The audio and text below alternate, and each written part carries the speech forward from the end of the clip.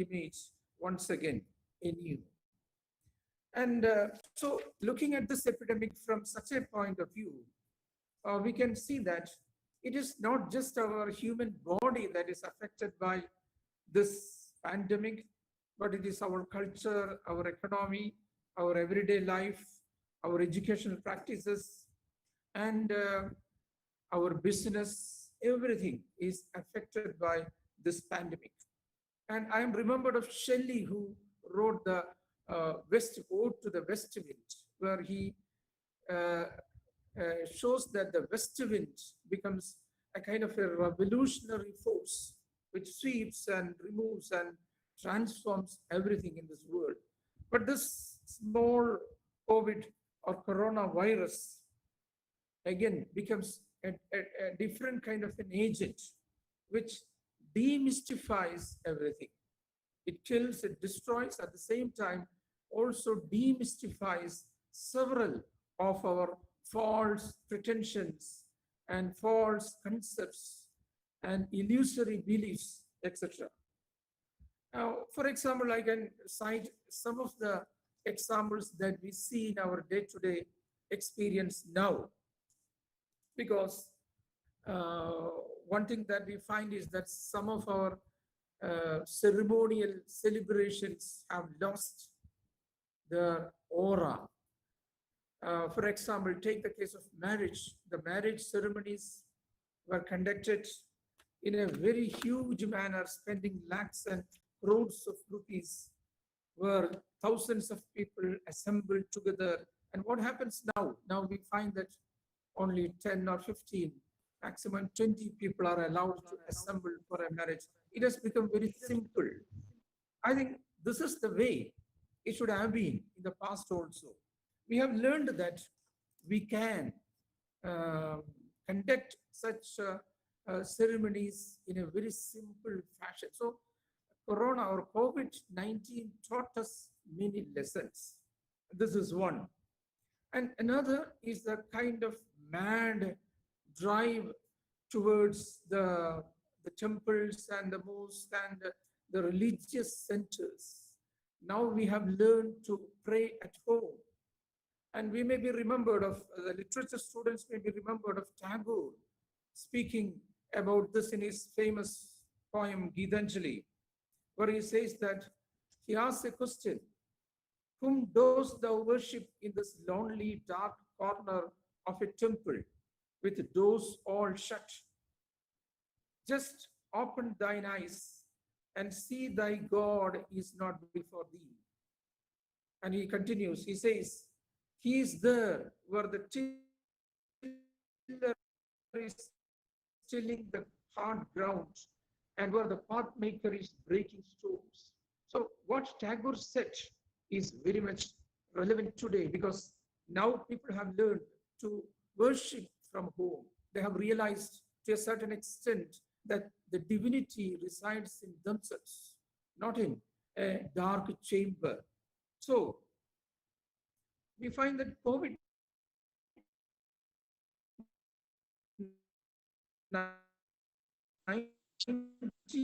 has started creating transformations in our life. It can as a great leveler, in the sense that it has no differences of color, differences of social status, caste or creed or religion or region or race or a country, etc. It is a leveler. It affects everybody equally, and everybody is afraid of this. So in that sense, I'm saying that COVID has actually influenced our understanding of this world. It has transformed our own perceptions about the world. And it is going to transform our world itself in the near future. So destabilized by this COVID, we find that some of our recent concepts about world and how the world should function, like globalization, has also been affected very much. We have been visualizing a global village, a romantic concept of the world as one. a united world where everybody exchanges and interacts very smoothly and supports each other. We have been given such a perception about globalization, but now we find that the whole aura behind globalization has been destroyed. It has been, uh, we find that it has been lost because nations are now concerned about their own plight, their own safety. We have listened to Trump and Boris Johnson and many other leaders and the change in their attitude after the COVID-19. So we find that globalization as a concept has been heavily affected by this COVID-19. And the fanciful concepts of transnationalism is also very much damaged.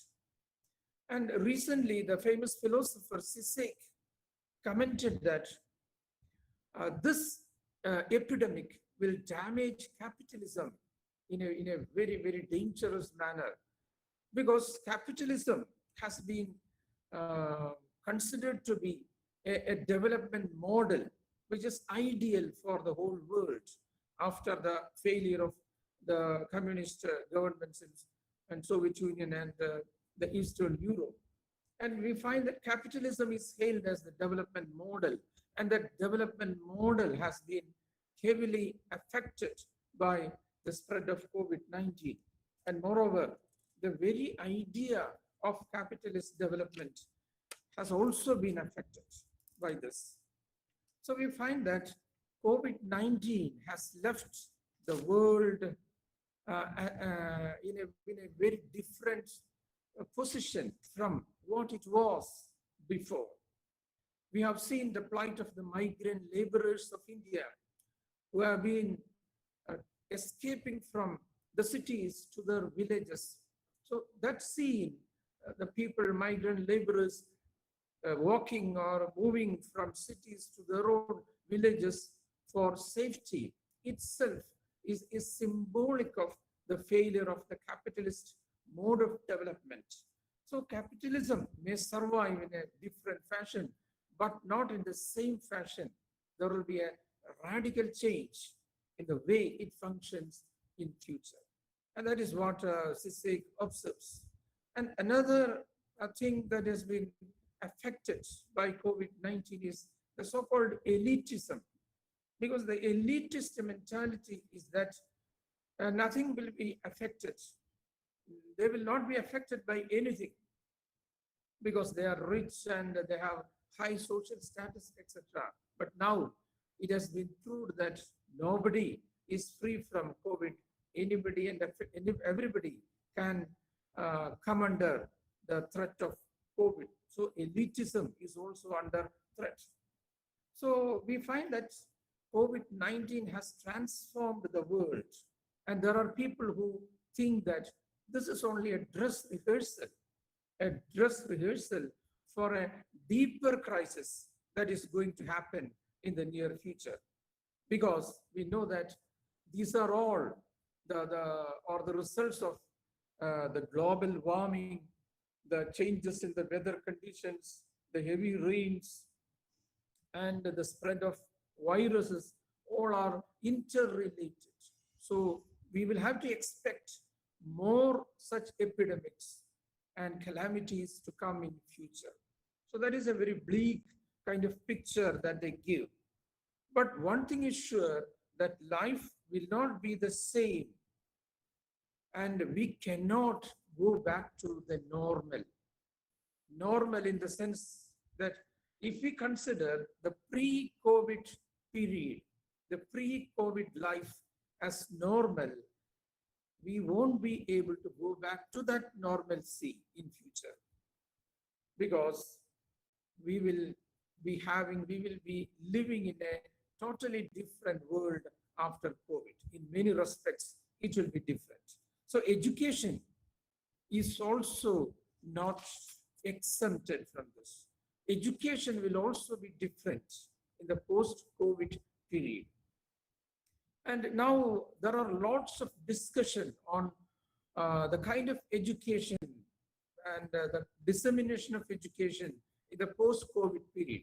Many people advocate online education, and use of technology in education certainly is going to be going to play a key role in the education system in the post-COVID scenario.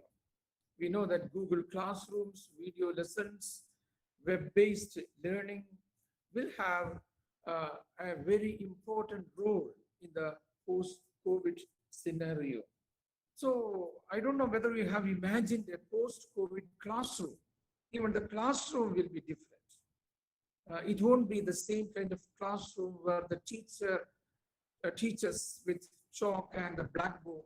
So the chalk and board method is going to change immediately. We will see that the classroom will be a kind of a studio, a recording studio, or a studio where there will be facilities for recording, facilities for projection, facilities for online streaming. That is going to be the nature of a classroom in the post-COVID scenario. Even if or even when we escape or we come out of this the threat of COVID. And we find that there are educationists who believe that the smartphone will be the future classroom. A smartphone will be the future classroom. And high-speed internet is certainly a must. And a lot of educationists believe that this kind of an education system, if it emerges in future, will have its own defects, because a lot of students, a lot of people, especially in the developing countries, do not have access to education, access to mobile phones, smartphones, and internet even now. And so what happens is that such students will be kept out of this kind of an education. They will not be able to join the classrooms if it is done through this Google Meet or some such method. So that is certainly a threat. But at the same time, it is also important that the pandemic will affect the education system in such a way that the kind of high-tech industry is going to intervene and involve themselves heavily in the higher education system. There is going to be a lot of collaborations between universities and high-tech industries or such business institutions like Google, and they will be trying to collaborate with important universities and develop platforms for higher education, dissemination of education. So I think in future we may find Harvard plus Google. So the names of the universities are going to be changed, altered in future. So we find that education is not just certification. It is not just getting a certificate. It is not just learning something through online teaching, etc. It is something, it is also related to the campus, education at the campus, the experience of the campus, learning through contact with other students, learning through experience is also very important. And the future students are going to lose such kind of experiences. That is certainly a threat. But I think technology can develop practices through which they will be able to give the experience of the campus through the distance learning, through the distance, so-called distant learning through or online teaching.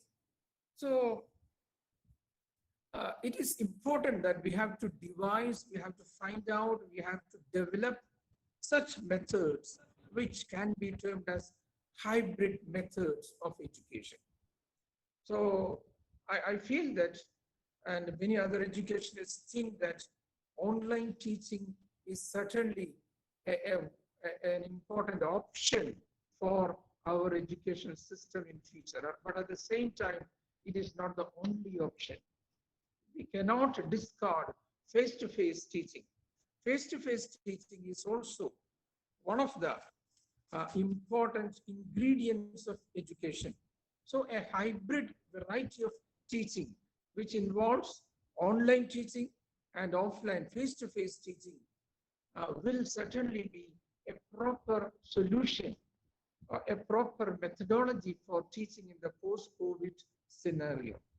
And at the same time, universities should venture into such activities immediately, because we know that if our universities, the public universities, and the public education system do not venture into such activities, if we turn our back to such novel developments, what will happen is that the so-called high-tech universities or the private universities which have high-tech facilities will certainly be enrolling thousands and lakhs of students using the high-tech facilities that they have, and that will certainly lead to the destruction of or closing down of the traditional universities or the so-called brick and mortar universities.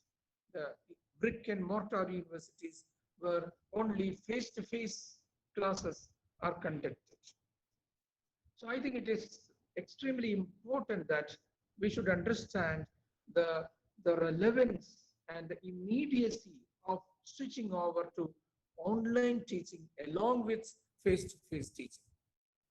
And we have to develop intermedia classrooms where we have the face-to-face teaching along with the use of other media, different types of media. And that will certainly uh, lead us to a culture of hybrid education, which is certainly a key term uh, which is going to be popularized in the near future. So we find that our governments, our universities should invest on the digital content development, developing digital facilities. There is a term that is now developing which is known as digital economy. And this digital economy, development of this digital economy is also very important. And because only through providing internet at every nook and corner of our country, of our state, only by giving access to even ordinary people to smartphones, only through such programs, we will be able to implement this kind of education successfully. We now know that everything is online, even getting ordinary certificates, that is also online. But even now, the facilities, the digital economy has not developed much. The digital infrastructure is still not up to the mark. So we have to develop it. That will be an immediate task before the universities and the governments and the local bodies. And as David Harvey has commented, unconditional pro-technology approach is needed in this situation. There are critics who believe, who point out several objections to the development of or to the introduction of online teaching. Those objections are relevant to a great extent, but at the same time, our attitude should be pro-technology. We cannot turn our face towards technology. We cannot, we cannot turn our back towards technology. We cannot keep away from using technology. Unconditional pro-technology approach is the only option that we have. And even now, there are a lot of platforms, online platforms like Coursera, Udemy, which offers online courses. I think we will also have to develop a lot of such platforms and a lot of such programs for the benefit of our students. And so I think one of the options that we will have today will be this pro-technology approach. And that will, and only that will help us in sustaining our education system and in keeping the resilience of our educational system, especially the public educational system that we are proud of, that we have been preserving for centuries. And if we have to continue with this kind of public educational system, we have to develop a pro-technology approach, an unconditional pro-technology approach, and face the challenges very boldly, very realistically, providing all kinds of facilities for all people, providing access to everybody for the internet and the smartphones, and developing, contributing profusely to digital content development. I think this is going to be a very important task, though a difficult task for all educationists in future. So to conclude, I would say that COVID has affected every aspect of life, every area of life, every that means region of the world, and our world is going to be a totally different world in the post-COVID era, whether we like it or not. And so thank you once again for listening to me and for inviting me to this seminar, for inaugurating the seminar. So I wish all success to this novel venture, Payyanur College. Thank you very much. Thank you very much, sir. Thank you for the informative talk on education during the lockdown period and the problems and prospects of the post-COVID education system. You've also gone deep into the impacts of this deadly virus on human life and how it has demystified everything. You have also shown us how the pandemic has blown up the aura of globalization, capitalism, and elitism. Thank you very much, sir. And now the session is open for discussion. I request the participants to post your questions in the chat box. We will have a very brief question answer session. Yes, participants can please post your questions in the chat box.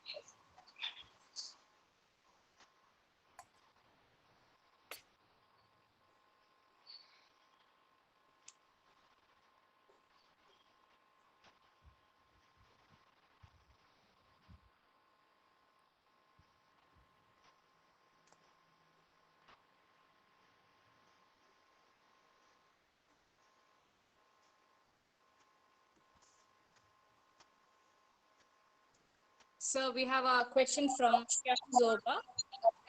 Do you think that the capitalism is destroyed after this pandemic period? It's going to be more powerful. Actually, I didn't hear the question. Repeat. Do you think that the capitalism is going to be destroyed after this pandemic period, or is it going to be more powerful? Okay, I think that I think what I said is clear. I think that capitalism is going to be affected by this pandemic.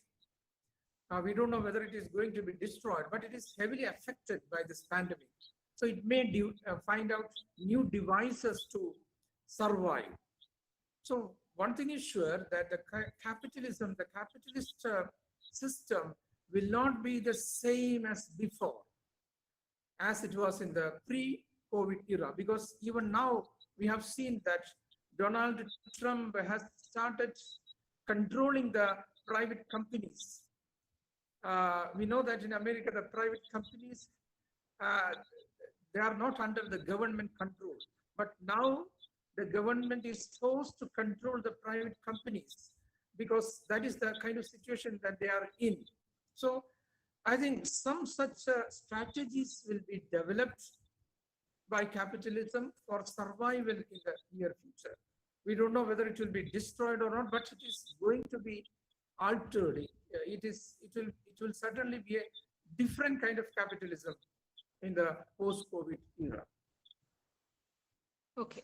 So we have a question from Shivnath Kumar. So do you think that online teaching can replace chalk and talk teaching?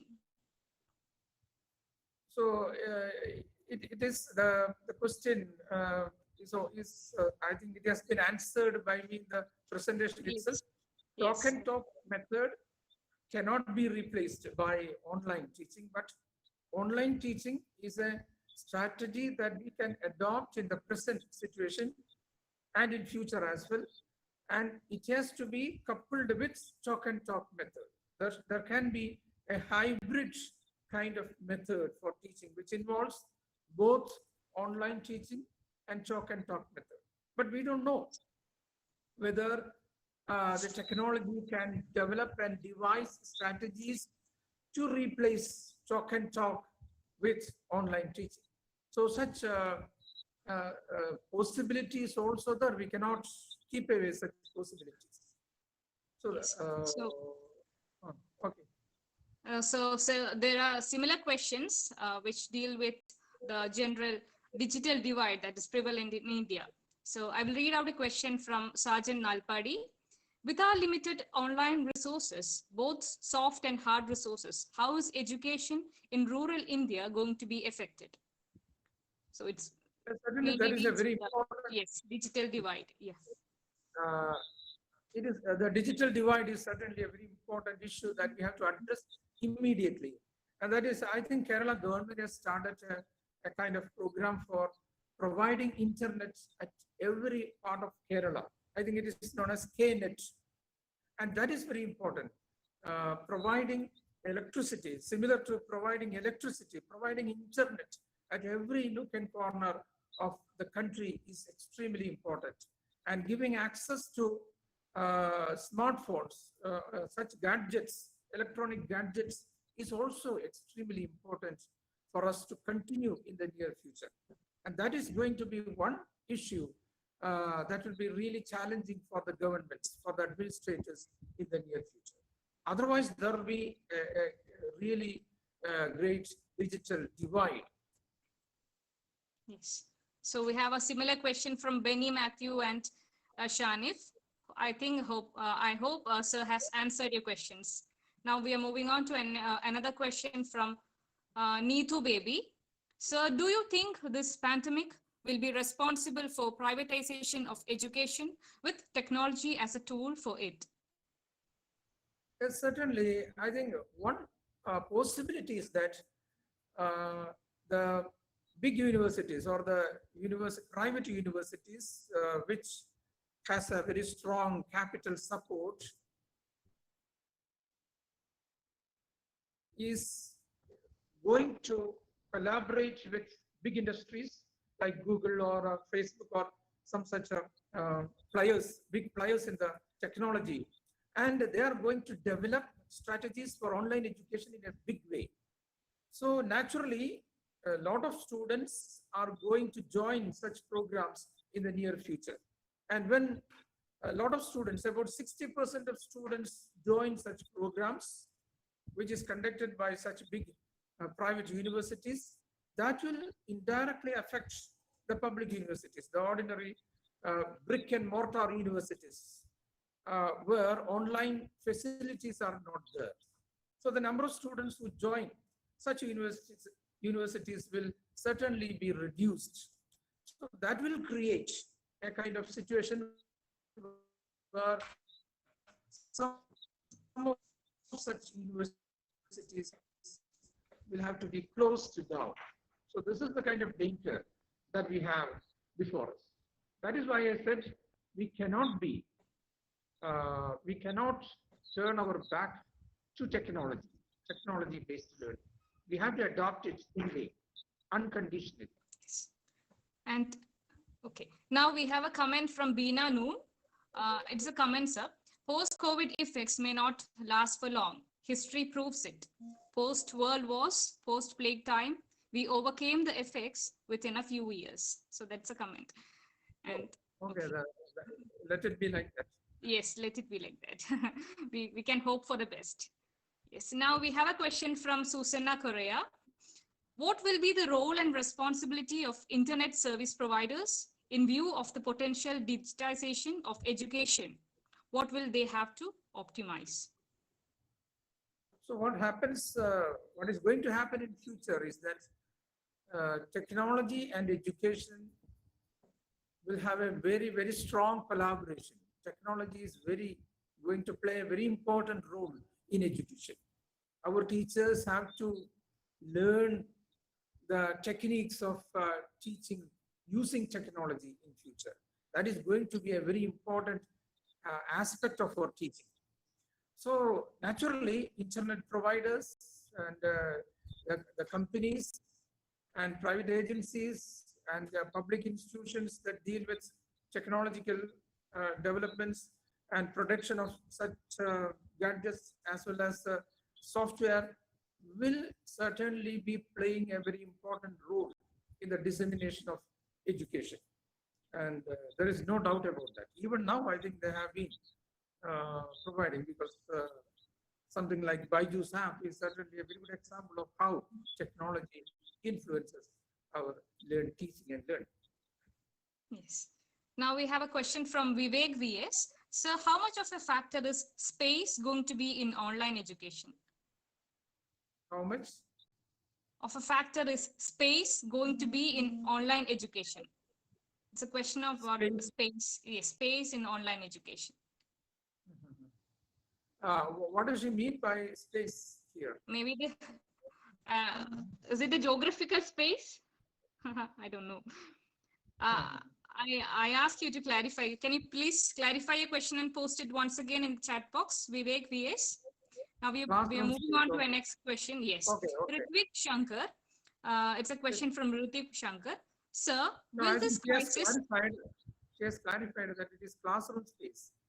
Okay. Certainly, I think we cannot give away, we cannot leave the classroom space completely, because it is in the classroom that we learn along with our friends, along with others, along with other students. So the influence of our classmates also play a very important role in shaping our personality, in fashioning our understanding of the world. So in the online platform, we are going to lose that part of education. So that is certainly a very, very important thing. So we cannot give away the classroom as such completely, or the campus as such completely. The classroom and the campus certainly have a lot of things to contribute in developing the personality, in making learning an experience, in shaping the perspective of the students, etc. So I think classroom space and the campus space will continue to play an important role. But at the same time, added to that, there will be an online space, which will contribute, which will add to the other experiences that we have. So we don't have to keep away the classroom as such.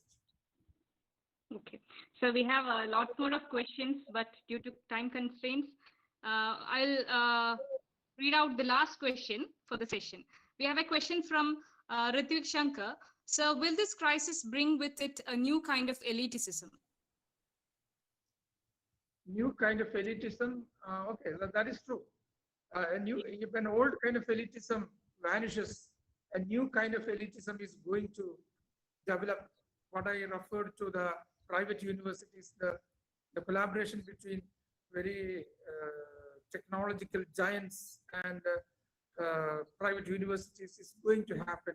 That will certainly, or that may certainly lead to another kind of elitism. But we have to challenge, or we have to, do our best to challenge this by adopting technology and making it available to all the people, to the public, to the and providing internet and such facilities at every nook and corner of the society. That is our tradition. We have our society developed through education. Everybody was given free education, and that is the key for the development of Kerala society. And that is what I believe. So education is the key. So providing facilities for education to all is certainly going to be a kind of challenge before us. So can we That have will one help more us question? There's one continue more our interesting question from Nivi RK. So how far can we use the Marxian tools of analysis in understanding this COVID pandemic? Can we unite the whole Marxists of the world to escape from this global threat with the support of have-nots or downtrodden people? So that certainly Marxian tools means I think Marx ideas are useful in dealing with all activities of life. It is many people think that it is a political philosophy. It is merely a political philosophy. It is not. It is a kind of an analytical tool which will help us to face all kinds of challenges, all kinds of problems in our day-to-day life. Because we will be able to see what is real, what is facts. It was Mao who said we should learn truth from facts. But most often what happens is that we try to indulge ourselves in seeing the illusory halo around everything, not the reality that is hidden there. So Marxism teaches us to see the reality, the hidden truth that is behind everything. And I think now in Kerala, we find that if you cite an example which is slightly controversial, because you find that in 1 year before, there was a huge issue connected with a temple entry in Kerala. And during that time, everybody was speaking about how important our faith and how important is for us to protect our faith, etc., etc. But now, in the COVID situation, what is happening in the society? Nobody is concerned about faith or any such thing. Everybody is concerned about their own life. So we find that if we analyze this situation from a Marxist point of view, we find that the people are ready to see reality when their life is at stake. They are not concerned about anything when their life is at stake. I think we have to develop such scientific approach. Marxism is considered to be a scientific philosophy. We have to develop such scientific approach towards everything in our life, in everything that happens in our day-to-day life. If we develop such approach, I think we will be able to tackle not only COVID, but all issues in a more realistic, in a more fruitful, in a more productive fashion. yes. Thank you so much, sir. Thank you so much for answering our questions. We have a lot more questions, but due to the busy schedule and all, we are winding up the session. Thank you so much for sparing your time despite busy schedule. With that, we have come to the end of the first session. And we shall begin the second session soon. I invite Ms. Anshu for comparing the session. Thank you, Amrita. Thank you. Thank you, Amrita. So, you're audible. Am I audible? Yes, sir. Okay, now we are moving on to the second round of the webinar. English language. How teaching and learning English, a global language, will be affected by the global crisis like COVID-19. The topic of our session is student engagement in post-COVID classrooms, pedagogic scope, limitations, and emerging directions. This session will be Let her complete. I'll ask Yes, sir. after that. I'll do, sir.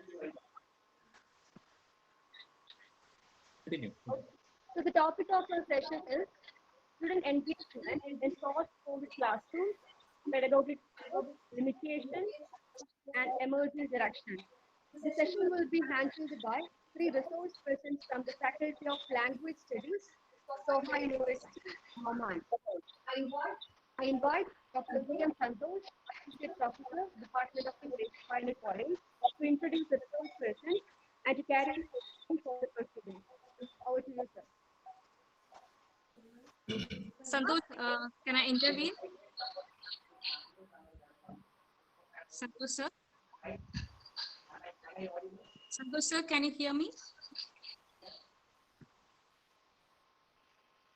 Yes, I can hear you, Amrita. Sir, sorry for the interference. Yeah. We had an abrupt winding up of the session 1. We had an official vote of thanks session.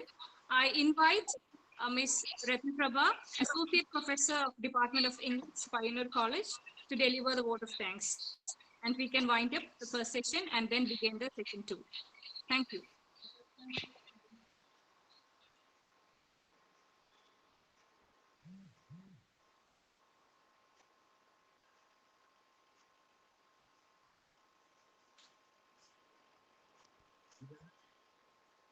Am I audible? Yes, Yeah, ma'am, yes. you're audible. Yes. Yes. I just started because I was puzzled, no? Because automatically we went to the next session. Good morning, one and all.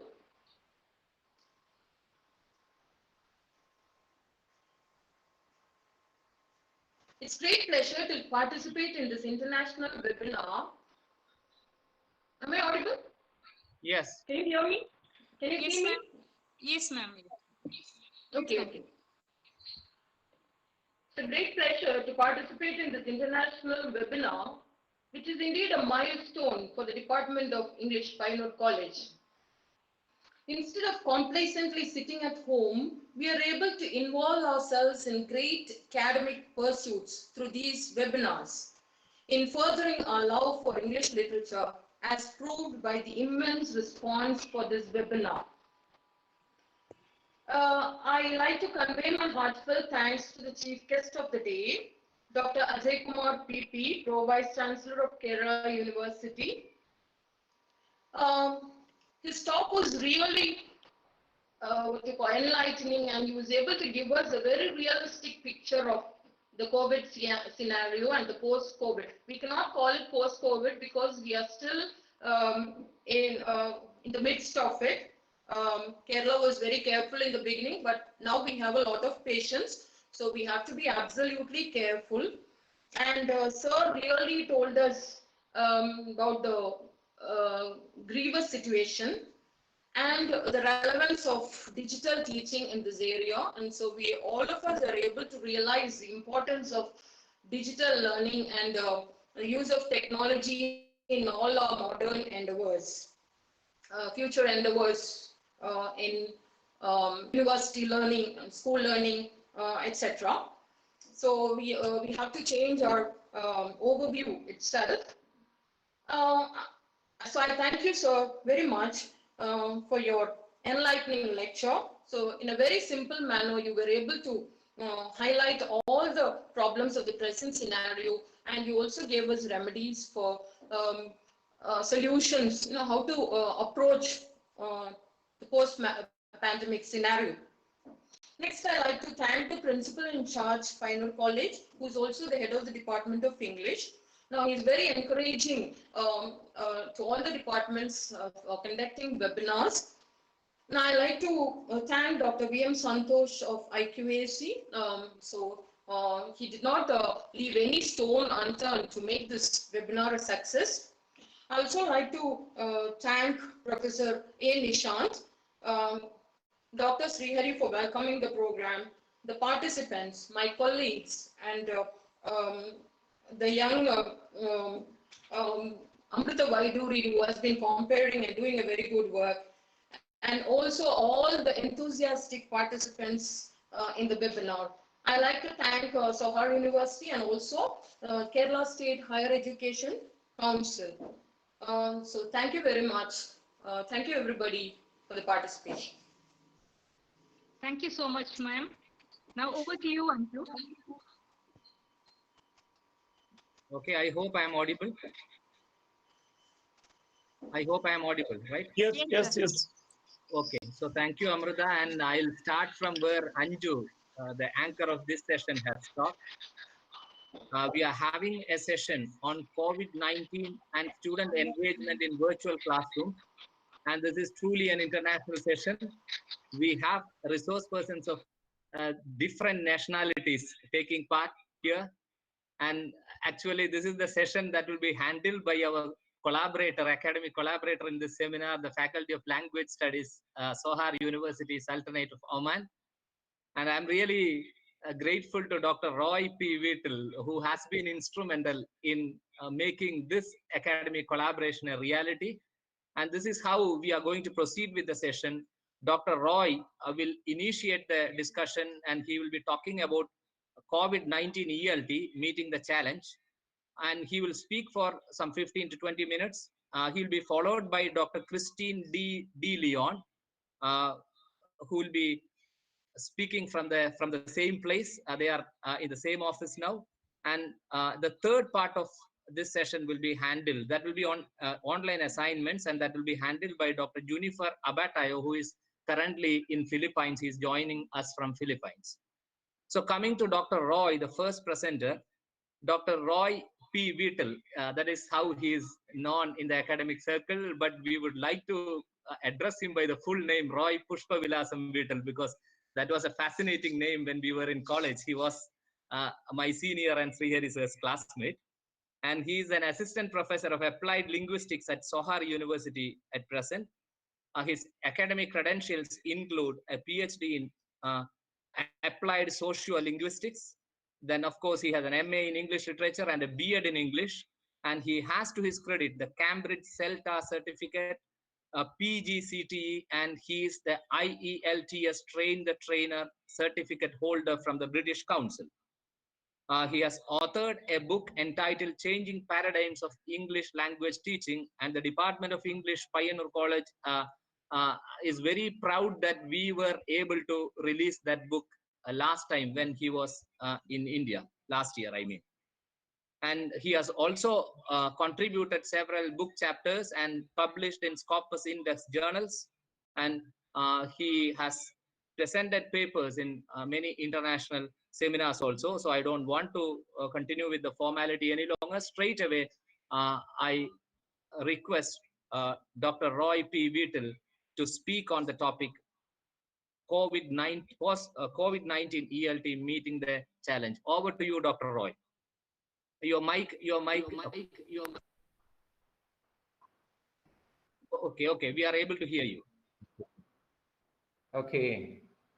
Yeah. Yeah, can you hear me, Santosh? Yeah, sure. Okay, so let's proceed. Yeah, thank you, Santosh, for your kind introduction. In fact, I am elated a little. What to say? Your words have taken me back to the campus. I feel quite young now, like I was there in the 80s. The 80s means in the second part of the 80s. Let people not think that I'm too old. So thank you very much once again for your kind introduction. Before I start my talk, on behalf of all of us here at the Faculty of Language Studies, Sohar University, let me extend a warm welcome. It's quite warm here in Oman, so I think warm welcome must be the most appropriate way to welcome you all to this session jointly organized by Payyanur College and Kerala Research Council and the Faculty of Language Studies, Sohar University. I think someone who spoke before me, I'm sorry I forgot the name, has rightly mentioned that we are not talking about the post-COVID scenario now. Actually, our focus is more on not the post scenario, but the while scenario, that is the present scenario, the COVID-19 scenario, and student engagement in English language classrooms. But there is nothing wrong in assuming that some of the elements of the present scenario will continue to remain on stage even after the post-COVID scenario unmasks itself, to use a COVID term. So we hope it will unmask very soon. That's our hope. But some of the elements of, like Dr. Ajay Kumar has rightly mentioned, we can rightly assume that there is going to be more incorporation of flipped learning, blended learning, or there is going to be more incorporation of technology in teaching, because certain things are like that. Once you trigger it, once you initiate them, it becomes very difficult to stop. And I think we have initiated one such move now, that is a greater incorporation of technology into teaching.